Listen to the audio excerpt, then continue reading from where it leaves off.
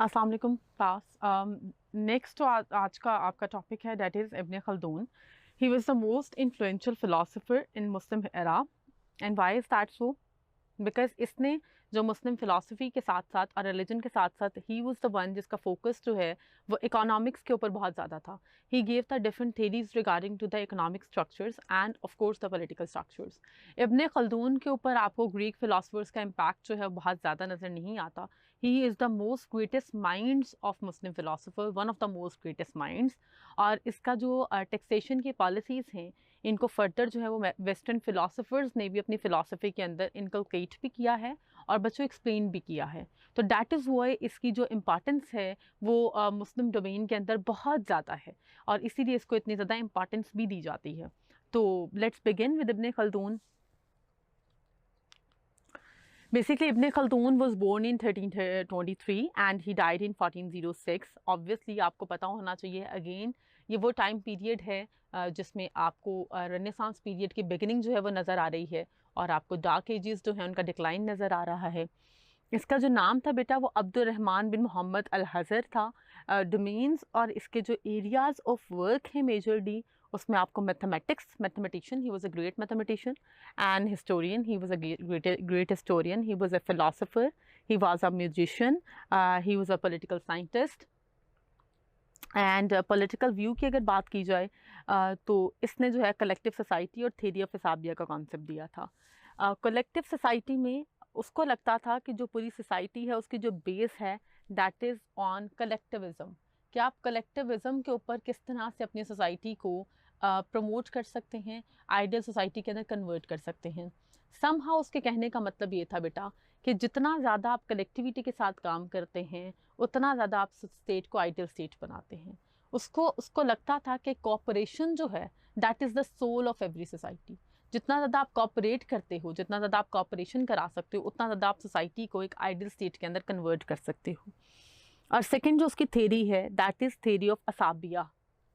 Theory of असाबिया इसकी बहुत इंपॉर्टेंट है इस पर्सपेक्टिव में कि इसने बेसिकली असाबिया थेरी के थ्रू ही मुस्लिम का राइज एक्सप्लेन किया है। इसने rise and fall of nation की जो साइक्लिक थेरी ऑफ एम्पायर्स है उसको एक्सप्लेन किया था। इसने बताया था कि असाबिया का मतलब है ब्रदरहुड, बाइंड टुगेदर। आप एक दूसरे के साथ जुड़ के जब किसी स्पेसिफिक गोल के लिए काम करते हो तो किस तरह से आप पावर की पीक के पर पहुंच जाते हो, आप जो पावर है उसकी पीक को एक्वायर करते हो, उसको अचीव करते हो। बुक्स के अंदर बेटा इसकी तारीखुल आबिर, मुकदमा, तारीखुल अरब बाबर, प्रेसीज ऑफ अल हसाल, precis of some journals of Ibn Rushd, ताफात अल फ़लसफ़ा वल तहफ़ात ऑन लॉजिक, मैथमेटिशियन ट्रीटीज़, शरिया, कसीदा बुर्दा शरीफ। बेटा इसकी जो मुकदमा बुक है that is the most important book and that is one of the book जिसको सबसे ज़्यादा जो है वो ट्रांसलेट किया गया है in different languages. Economic theory के अंदर बेटा सबसे पहले अगर मैं एक्सप्लेन करूँ तो इकोनॉमिक्स के ऊपर इसने मेजरली जो है वो 4 थ्योरीज दी हैं। One is taxation policy, other one is labour and economy, other one is urbanisation, allowance and salaries. Taxation policy की सबसे पहले बात कर लेते हैं। इसने बेसिकली सबसे पहले जो 2 डोमेन्स मेजरली एक्सप्लेन की थी, urban taxation and rural taxation. He claim that कि अर्बन टैक्सेशन जो है वो आप हाई लेवल पे रखो और वो ज़्यादा लो, और रूरल टैक्सेशन जो है उसको डिक्रीज़ करो, कम लो। उसका मानना ये था कि अर्बन टैक्सेशन के अंदर लोग मोस्टली रिलाई करते हैं ट्रेड के ऊपर, बिजनेस के ऊपर, फिनिशिंग गुड्स के ऊपर।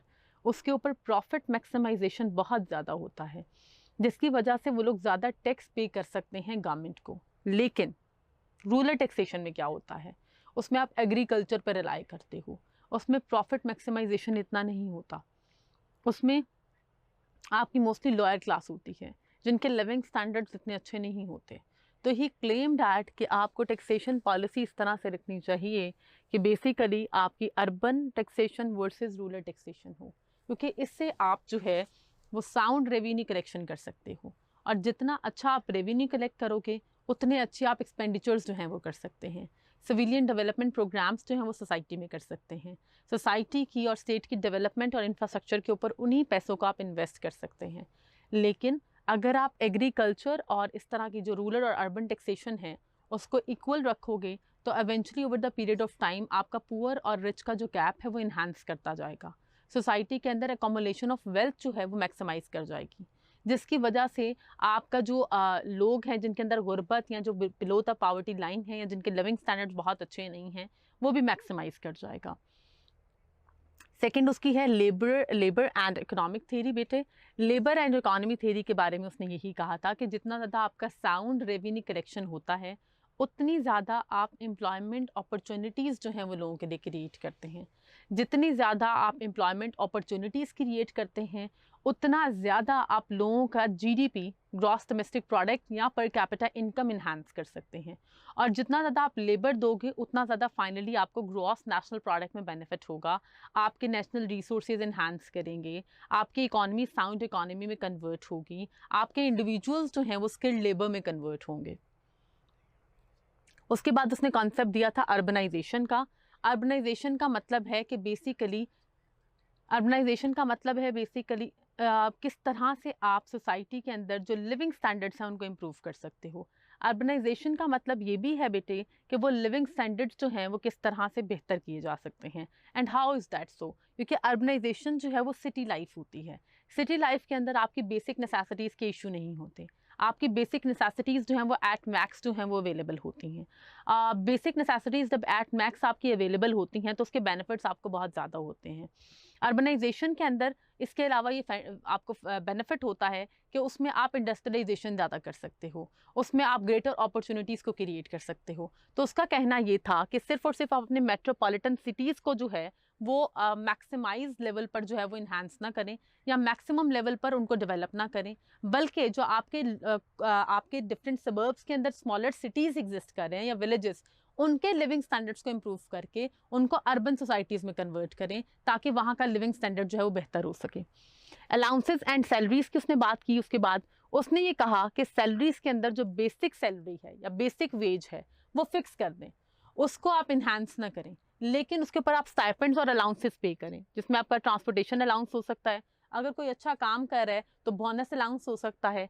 इससे उसने ये कहा था कि बेसिक सैलरी सबकी सेम रहेगी, लेकिन जो बेहतर काम करेंगे उनको पता होगा कि अगर फर्दर हमने अलाउंसेस कमाने हैं या फिर हमने अपने लिविंग स्टैंडर्ड्स को इम्प्रूव करना है तो हमने बेहतर तरीके से काम करना है, उसी के ऊपर हमें स्टाइपेंड या अलाउंसेस मिल सकते हैं। उसने ये कहा था कि बेसिक सैलरी या फिक्स करके वो बहुत लो रखें ताकि लोगों को पता हो कि फर्दर जो है कंपटीशन है और हमने मेहनत से काम करके जो है वो अलाउंसेस अर्न करने हैं।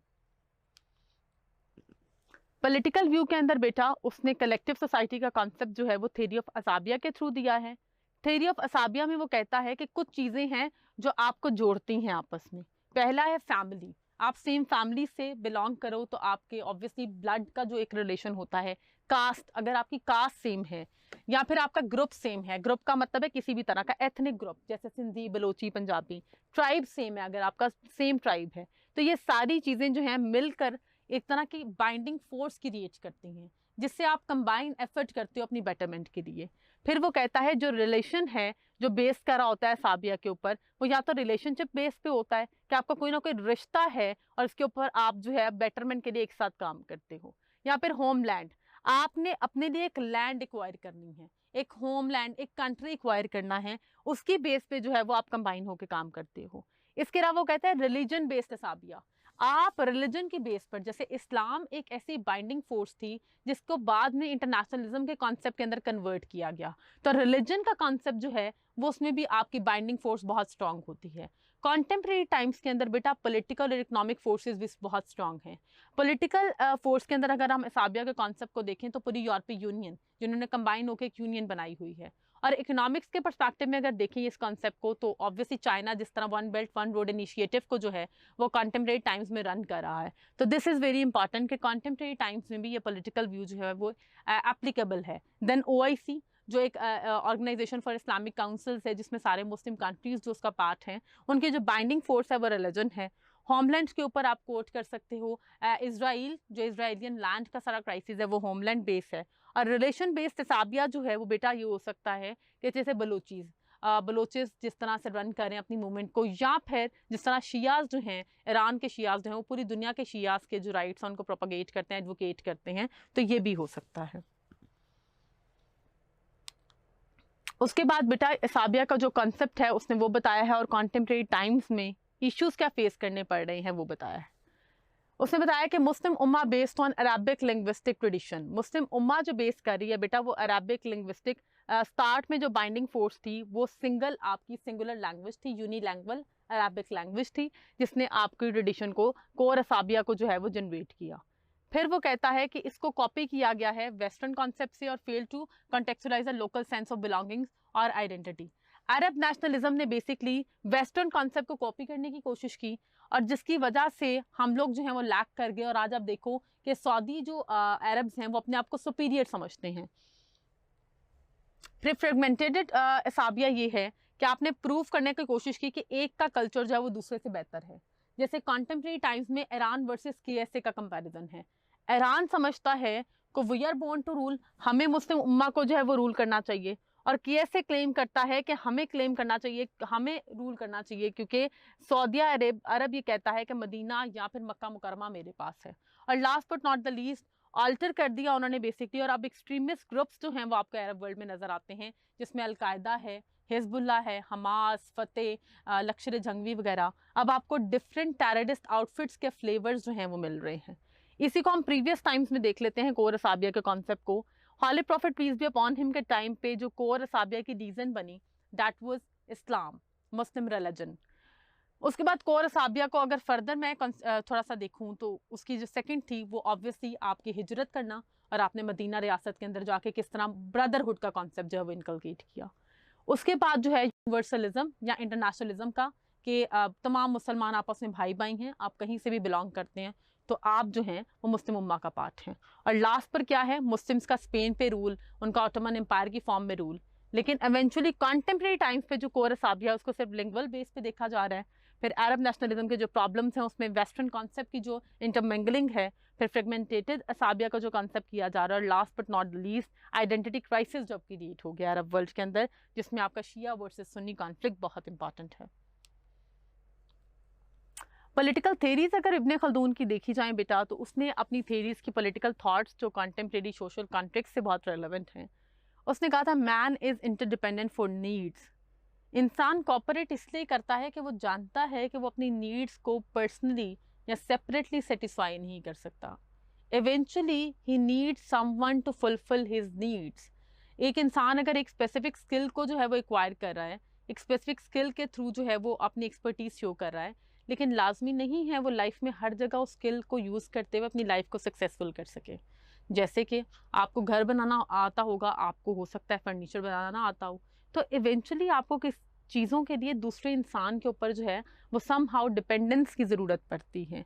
इसीलिए इंसान जो है वो कॉपरेट करके जो है एक सोसाइटी का कॉन्सेप्ट जो है वो इस्टेब्लिश करता है, क्योंकि हेल्पिंग जो कॉन्सेप्ट है ना, हेल्प्ड ईच अदर, उस कॉन्सेप्ट की वजह से इंसान ने जो है वो सोसाइटीज़ बिल्ड की। उसके बाद इंसान को पता है कि डिफेंस उसकी एक और नीड है। आपने सोसाइटी तो बना ली, लेकिन आपने उस सोसाइटी को दूसरी सोसाइटी से भी तो प्रोटेक्ट करना है।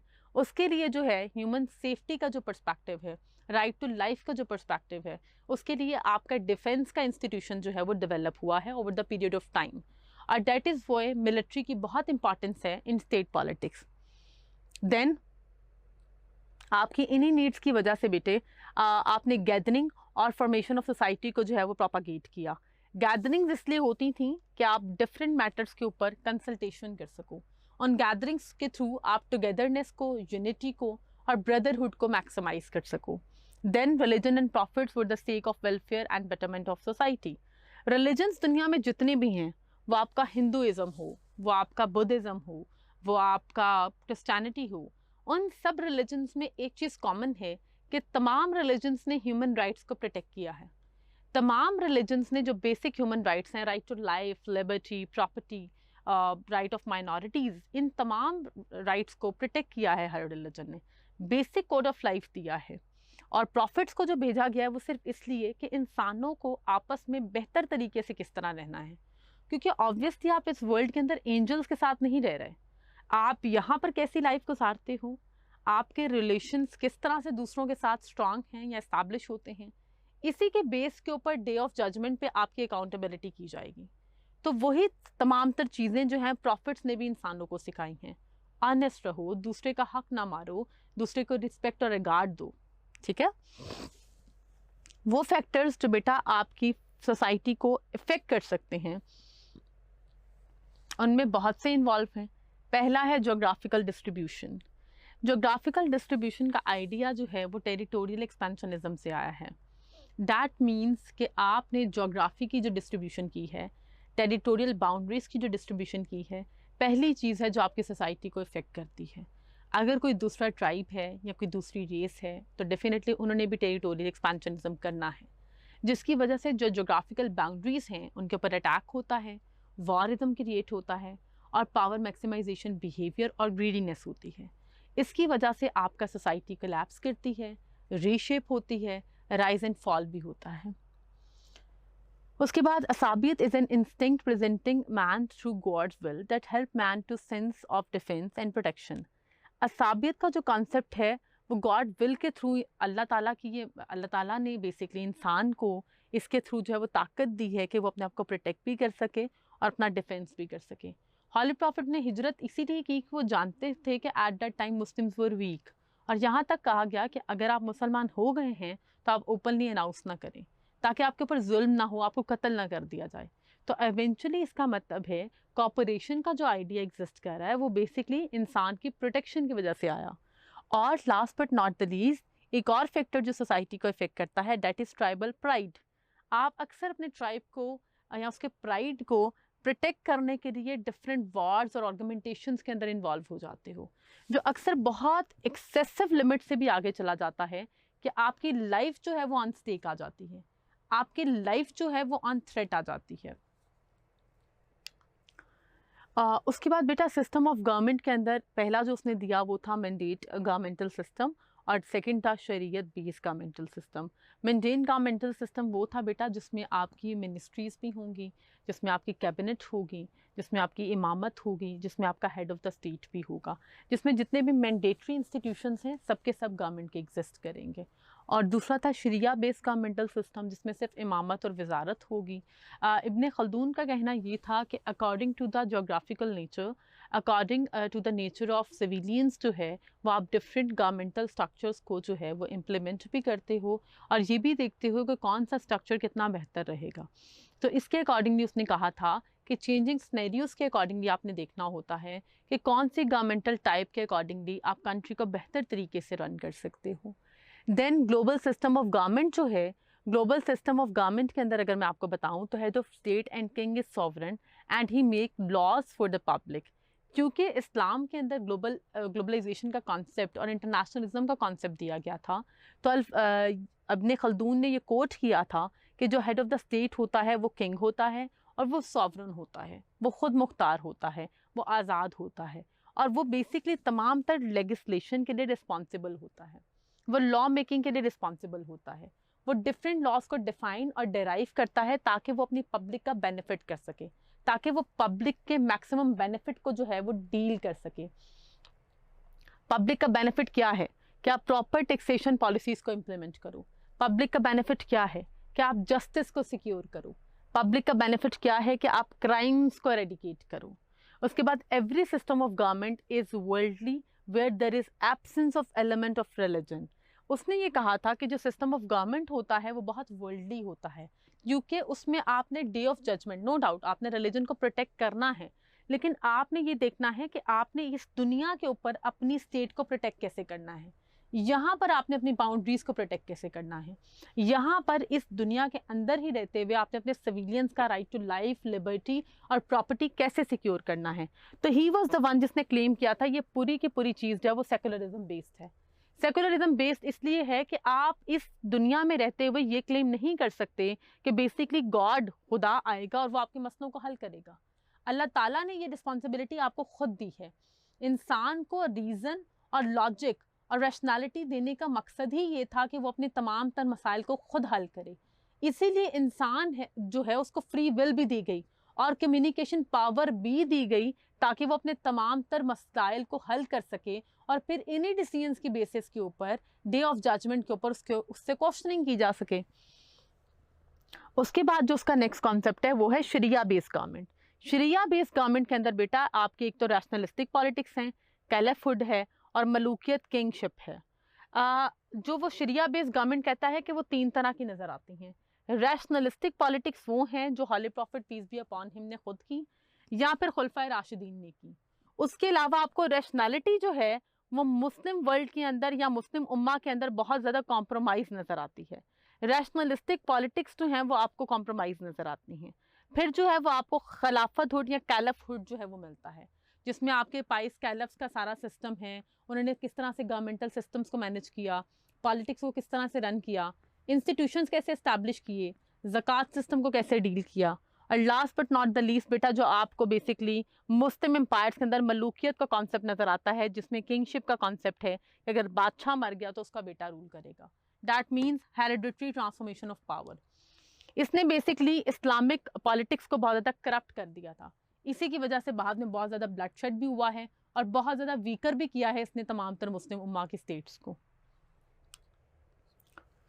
फिर इसने कहा जो कैलफ होता है उसकी रिस्पॉन्सिबिलिटीज़ क्या होती हैं, वो क्या क्या परफॉर्मेंस देता है। पहली बात है वो हेड ऑफ द स्टेट होता है कैलफ जो है, और कैलफ जो है वो नाइफ खलीफा है of prophet rather than God.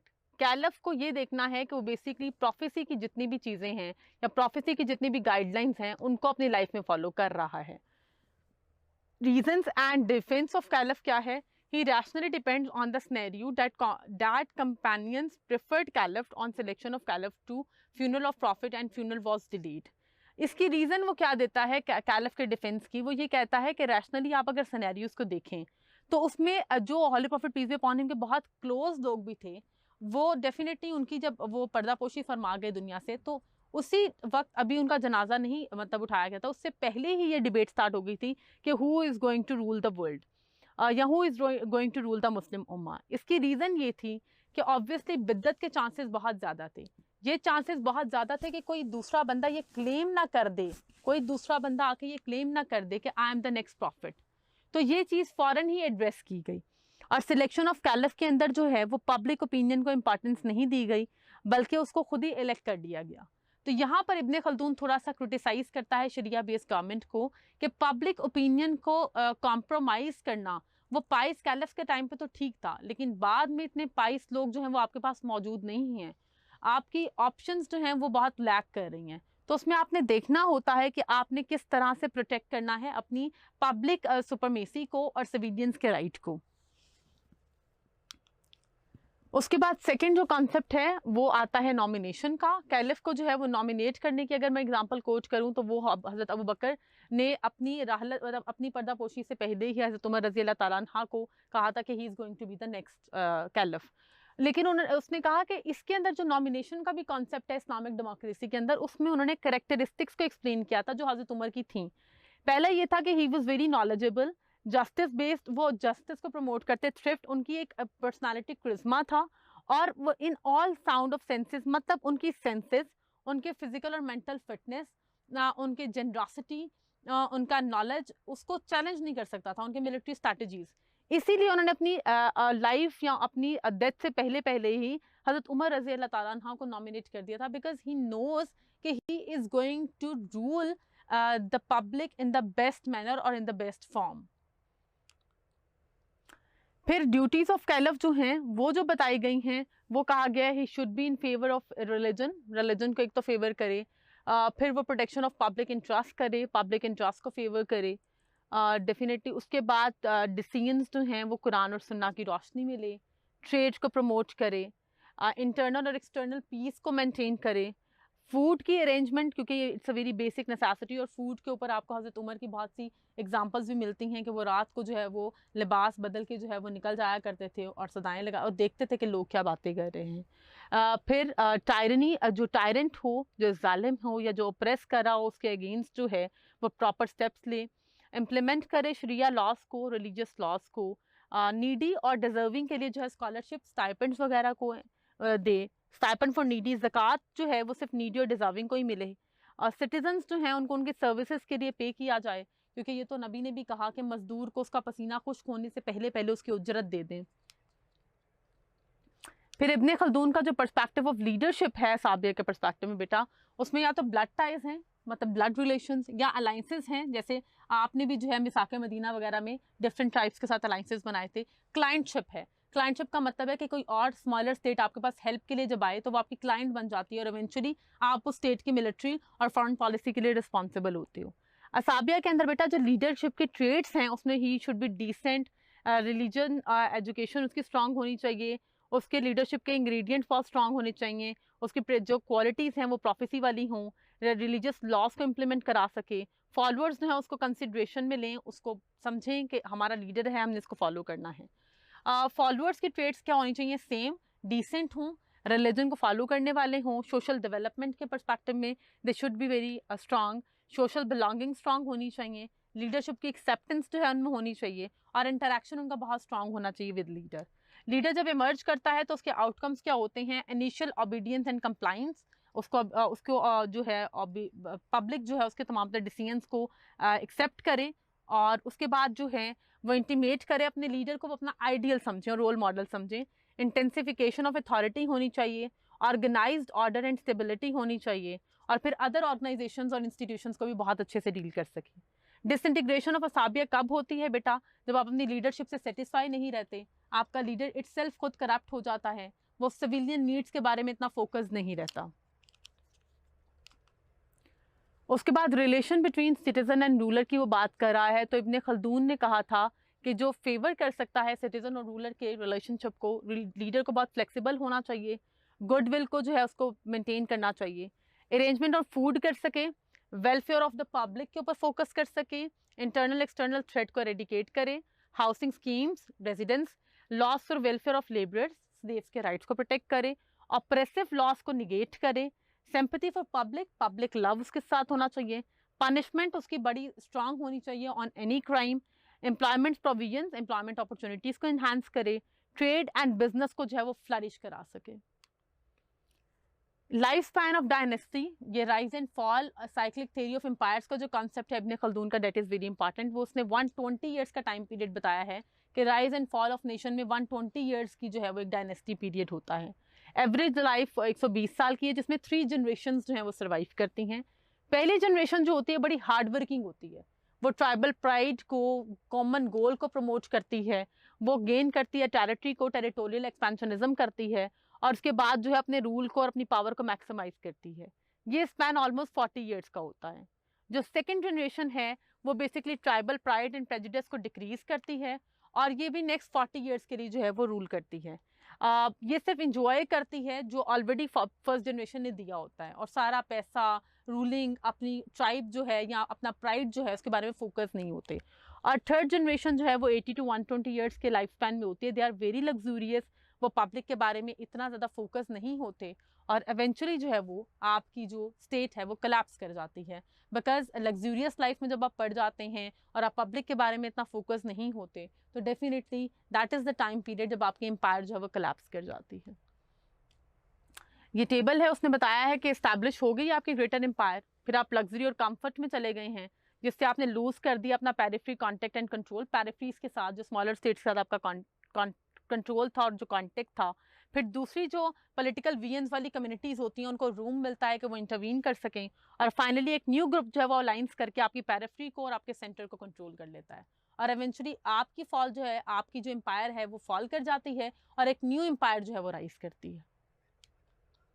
उसके बाद जो फैक्टर्स हैं जिसकी वजह से ट्राइबल प्राइड जो है वो डिस्टर्ब होता है बेटा, एक तो सॉवरेनिटी ऑफ किंग्स, एक टाइम पे बहुत से किंग्स जो हैं वो कम्पीट कर रहे होते हैं पावर के लिए। सेल्फिशनेस ऑफ रूलर्स होती है, they are not focused, they are not selfless regarding their public needs. Flattery, उनको वो लोग पसंद होते हैं जो उनकी तारीफ़ें करते रहें। और last but not the least concentration of wealth, वो अपनी मैक्सिमाइजेशन ऑफ वेल्थ के ऊपर ज़्यादा फोकस्ड होते हैं ताकि वो लग्जरीज जो है अपनी लाइफ की इंजॉय कर सके। So this is the thing जिसकी वजह से डिट्यूरिएट करते हैं रूलर्स जो हैं, अपनी कैपेसिटीज़ को लूज़ कर जाते हैं। तो इसकी economic theories, cyclic theory of empires बहुत इंपॉर्टेंट है। और last but not the least जो इसकी थेरीज में इंपॉर्टेंस है वो ये है कि इसने कैलिफेट के बारे में इसका क्या क्लेम था, इमामत के बारे में इसका क्या क्लेम था और पॉलिटिकल सिस्टम ऑफ गवर्नमेंट्स के बारे में इसने किस तरह से टू टाइप्स में उसको एक्सप्लेन किया था। So this is all from today's lecture. Good luck.